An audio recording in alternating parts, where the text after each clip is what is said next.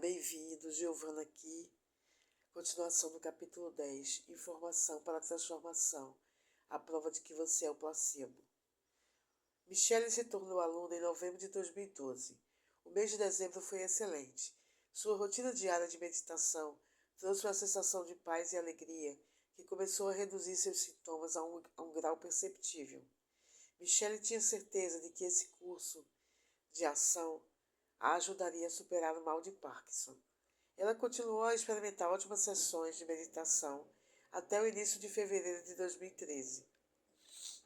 Em meados daquele mês, a mãe de Michele foi internada em terapia intensiva em Sarasota, na Flórida, e Michele viajou para ficar com ela.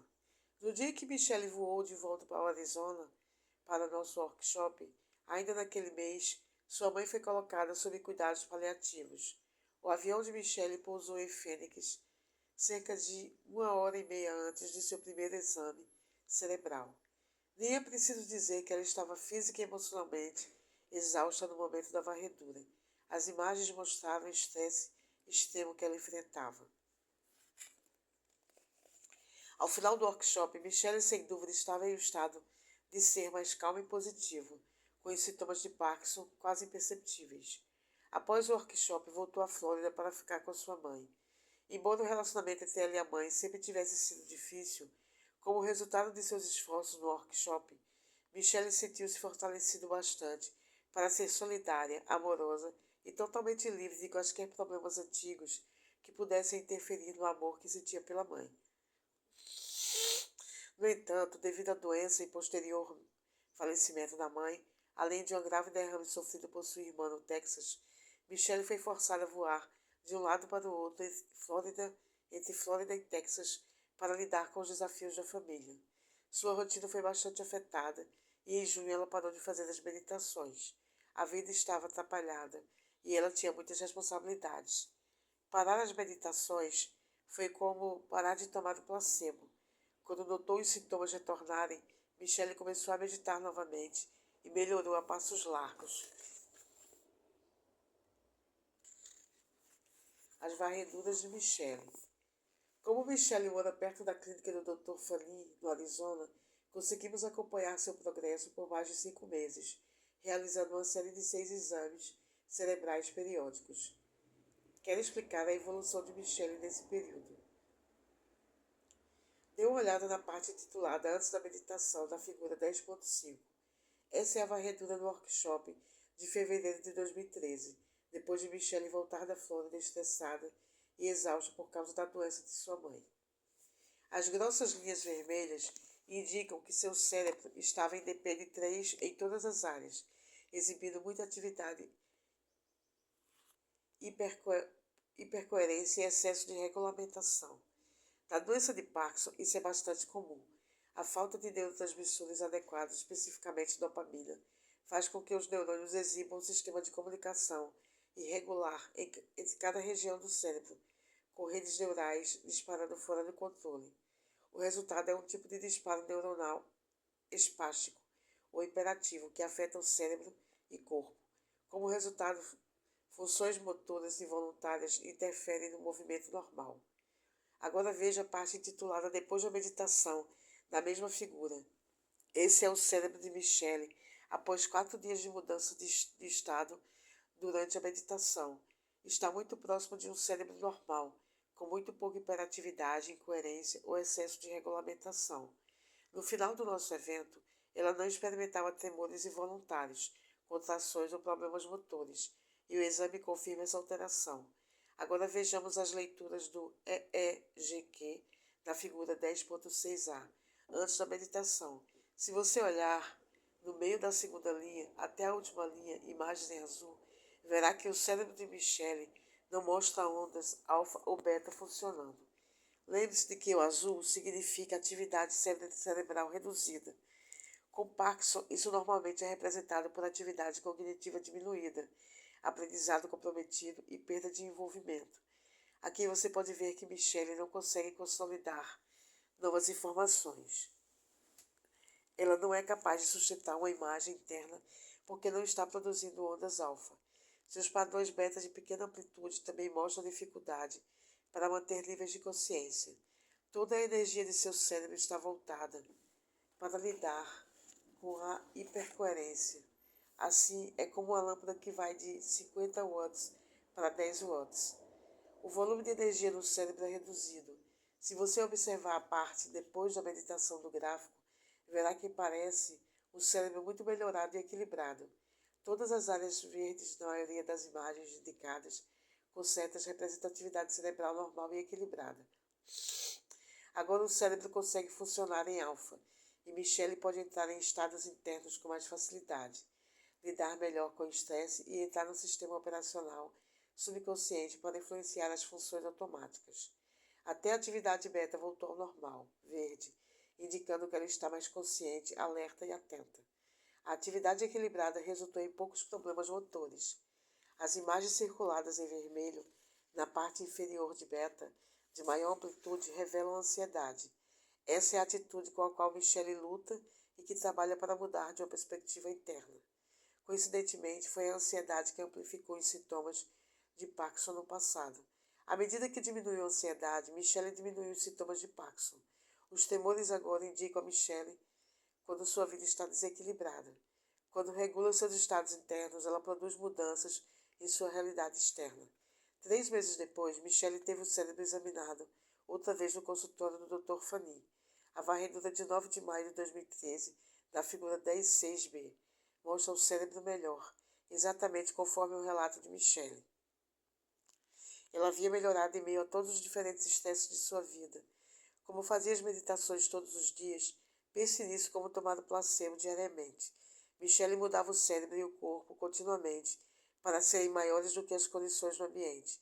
A verificação mostra que ela praticamente zerou outro desvio padrão em relação à verificação anterior, na parte inferior do gráfico. Você pode ver claramente que a ansiedade melhorou e, como resultado, a condição dela também. Menos ansiedade significa menos temores. Michelle estava sustentando e assim memorizando esse estado de ser por um longo período, e seu cérebro mostra as mudanças. Se observar a varredura cerebral de Michelle, em 3 de junho de 2013, na figura 10.6c, verá uma ligeira regressão do progresso, embora ela ainda esteja melhor do que quando começou. Michelle havia parado de fazer a meditação e, portanto, parado de tomar o placebo, e o cérebro regrediu ligeiramente ao que conhecia antes.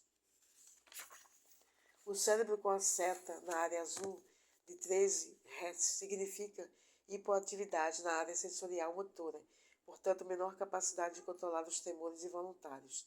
Nesse padrão de ondas cerebrais, Michelle tem menos energia para controlar o corpo. Você também pode ver nas áreas circuladas em vermelho, na parte inferior da varredura, o retorno de beta de maior amplitude, correlacionado à ansiedade. Por ocasião do exame do dia 27 de junho de 2013, mostrado na figura 10.6d, Michelle havia voltado a meditar no início do mês, e a varredura mostrou um cérebro significativamente melhor. Ela experimentava menos ansiedade geral, como demonstrado em vermelho na linha inferior, entre 17 e 20 Hz. Agora compare essa imagem com a figura 10.6e de 13 de julho de 2013, após o workshop. O vermelho diminuiu ainda mais, e o azul que havia aparecido em alfa na primeira varredura, em fevereiro, indicando hipoatividade, desapareceu por completo. Michelle continuava a melhorar, e suas mudanças se tornavam mais consistentes. O novo eu de Michelle. Hoje em dia, Michelle quase nunca apresenta nenhum dos sintomas motores involuntários associados à doença de Parkinson. Espasmos muito pequenos às vezes ocorrem quando ela fica estressada ou cansada, mas na maior parte do tempo ela está bem e normal. Quando Michelle está equilibrada e alegre, fazendo suas meditações diariamente, seu cérebro funciona bem e ela também. Tanto em nossas verificações contínuas quanto em seus relatórios, Michelle não está apenas mantendo sua condição, ela continua a ficar cada vez melhor. Michelle segue meditando porque entende que precisa tomar o placebo todos os dias. Reversão de traumatismo cerebral e lesão da medula espinhal apenas pelo pensamento. O antigo eu de John. Em novembro de 2006, John quebrou o pescoço na 7ª vértebra cervical e primeira torácica, como passageiro de um carro que girou fora de controle e capotou em alta velocidade. Devido ao impacto, John também sofreu um grave ferimento na cabeça. Os médicos foram rápidos e categóricos no prognóstico. John seria tetraplégico pelo resto da vida. Nunca voltaria a andar e teria um uso muito limitado dos braços e mãos. As vértebras estavam 100% deslocadas, resultando em danos na medula espinhal. Só quando John fez uma cirurgia, os médicos viram a extensão exata dos ferimentos. 2 dias depois, o neurologista disse à esposa de John que a medula espinhal estava intacta, mas que aquele tipo de lesão poderia ter o mesmo resultado que o rompimento completo. Seria como em todas as lesões da medula espinhal, um jogo de espera. Quando você é envolvido pela realidade de viver na unidade de terapia intensiva e mais tarde em um centro de reabilitação, pode ser extremamente difícil não se deixar levar pelo pensamento convencional. Quando John e sua família perguntaram sobre sua possível recuperação, os médicos disseram que, dada a lesão e a ausência do retorno de qualquer tipo de funcionamento normal até aquele momento, eles deveriam começar a aceitar o inevitável. John seria deficiente pelo resto da vida. Os médicos martelaram essa mensagem várias vezes como uma parte necessária do processo de seguir em frente, mas John e sua esposa não conseguiam aceitá-la. Conheci John de cadeira de rodas em 2009, junto com a esposa e família, e uma fisioterapeuta incrível que entende de neuroplasticidade. São algumas das pessoas mais energéticas e otimistas que já conheci. Começamos nossa jornada juntos em grande empolgação. As varreduras de John. Dê uma olhada na figura 10.7 da varredura cerebral de John antes da meditação. A primeira imagem revela a hipoatividade acentuada. O DP é de mais de 3 abaixo do normal. A medição da coerência de John, com grossas linhas azuis tão significativas, é o oposto do estudo de condição de Parkinson de Michelle, que mostrou linhas vermelhas grossas. Essa varredura revela uma capacidade diminuída de diferentes partes do cérebro de trabalhar bem juntas. O cérebro estava ocioso e sem energia. John dispunha de capacidade limitada de responder a qualquer coisa por qualquer período. Não conseguia sustentar a atenção e sua consciência era limitada. Por causa da lesão traumática, o cérebro estava em estado de excitação muito baixo e mostrava alto grau de incoerência. Agora olhe o exame do cérebro após 4 dias de meditação. Na primeira imagem, na margem superior esquerda, em delta de 1 Hz, o vermelho revela mais atividade.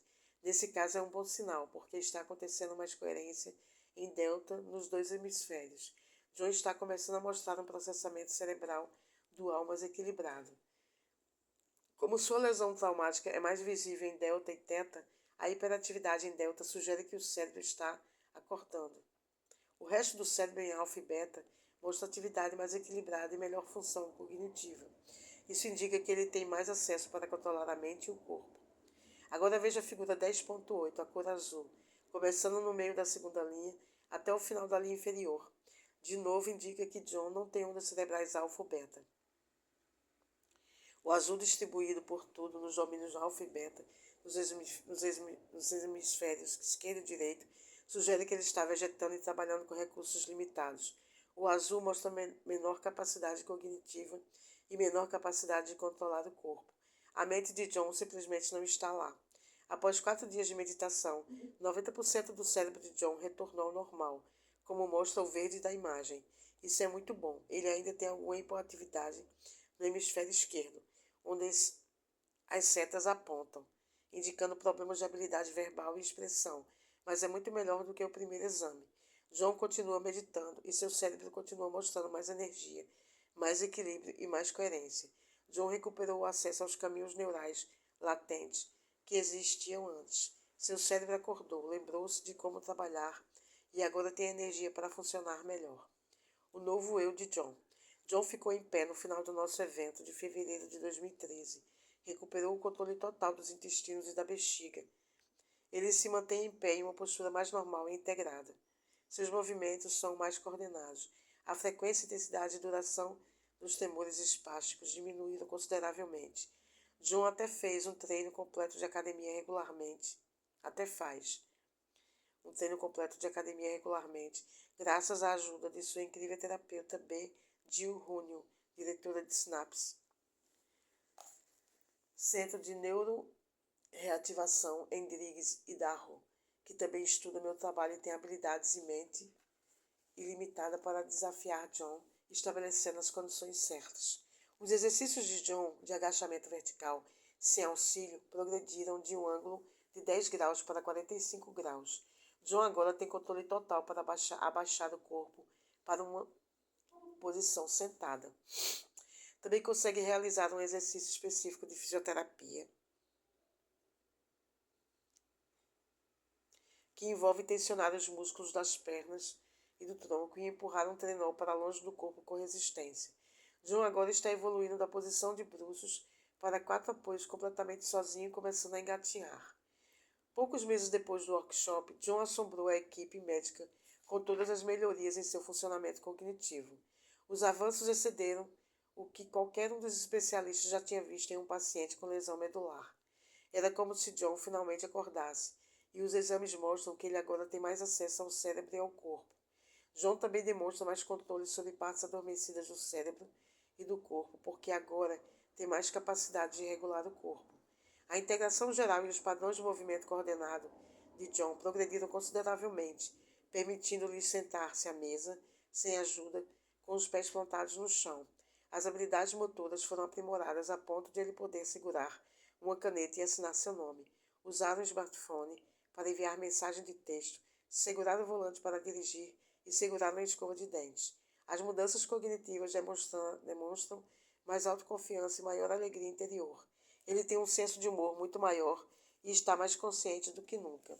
No verão de 2013, John pôde fazer uma viagem de rafting por corredeiras, mantendo-se sem ajuda em um bote durante 6 horas por dia e dormindo em uma barraca no chão. Conseguiu viver na região selvagem do Idaho, longe do contato com o mundo exterior, por 7 dias e 7 noites. Ele não poderia ter feito isso um ano antes. Toda vez que John e eu conversamos, ele diz a mesma coisa. Dr. Joy, não tenho ideia do que está acontecendo. Eu dou sempre a mesma resposta. No momento em que você souber o que está acontecendo, John, a coisa acaba. O desconhecido está além da nossa compreensão. Acolha-o. Gostaria de fazer uma observação final sobre o caso de John. Todo mundo sabe que uma lesão na medula espinhal não é curada com abordagens convencionais típicas. Tenho certeza de que não é a matéria que está mudando a matéria em John. Ou seja, não são a química ou as moléculas que estão alterando a medula espinhal danificada. De uma perspectiva quântica, ele teria de ter uma frequência coerente de energia elevada, que teria de elevar ou arrastar a matéria de forma consistente para uma nova mente. Ele teria de exibir uma energia ou onda elevada que vibrasse a uma frequência mais rápida do que a matéria, combinada com a intenção clara, a fim de alterar as partículas da matéria. Portanto, é a energia epifenômeno da matéria que está reescrevendo o programa genético e curando sua medula espinhal. Superação da mente analítica e descoberta da alegria. O antigo eu de Katy. Katy é CEO de uma grande empresa, advogada, esposa e mãe dedicada. Foi treinada para ser altamente analítica e racional. Usa o cérebro todos os dias para antecipar resultados e estar preparada para todos os cenários possíveis, com base em sua experiência. Antes de ser apresentada ao meu trabalho, nunca havia meditado. De saída, Katy percebeu o quanto analisava tudo em sua vida. Tinha uma enorme lista de tarefas diárias e afirmou que seu cérebro nunca desligava. Olhando para trás, confessou que nunca estivera no momento presente. As varreduras de Katy. Dê uma olhada na varredura cerebral antes da meditação de Katy, na figura 10.9. As medições da proporção delta-teta representam a capacidade de manter o foco e a concentração para processar e lidar com pensamentos intrusivos e estranhos. A seta na parte de trás do cérebro, no lado direito, onde está localizada a maior mancha vermelha, mostra que Katy está vendo imagens em sua mente. A seta perto da área vermelha menor, do lado esquerdo, indica que Katy está em conversa interna sobre as imagens. As imagens e as conversas constantes em sua mente fazem com que seu cérebro fique preso em um loop. Na varredura depois da meditação, realizada no final do workshop, você pode ver claramente que o cérebro de Katy está mais equilibrado, mais completo e mais normal. Ela não tem mais tagarelice mental, porque o cérebro está integrando e processando informações com mais eficiência. Ela está em um estado de coerência. A mudança no estado cerebral é acompanhada por alegria, clareza e amor muito maiores. Agora vamos ver as medições da coerência na figura 10.10. No início do workshop, o cérebro de Cat estava em beta de grande amplitude, um estado de alta excitação, análise e emergência. As grossas linhas vermelhas em alfa e beta mostram DP de 3 e acima do normal. O cérebro é hiperativo, desequilibrado e altamente incoerente, e Cat tem problemas para controlar a ansiedade. Agora dê uma olhada na varredura depois da medição realizada no último dia do evento de fevereiro. Você vai reconhecer um cérebro mais normal e equilibrado, com muito menos ondas cerebrais. Beta, de grande amplitude e muito mais coerência. Cat ainda tinha trabalho a fazer, então montamos um experimento após o workshop, já que ela mora na área de Phoenix e poderia visitar a clínica do Dr. Fanny. Foi mostrada uma imagem de um cérebro saudável, equilibrado e normal em um exame de EEG, e o Dr. Fanny disse a Cat que era nisso que ela precisava focar a atenção.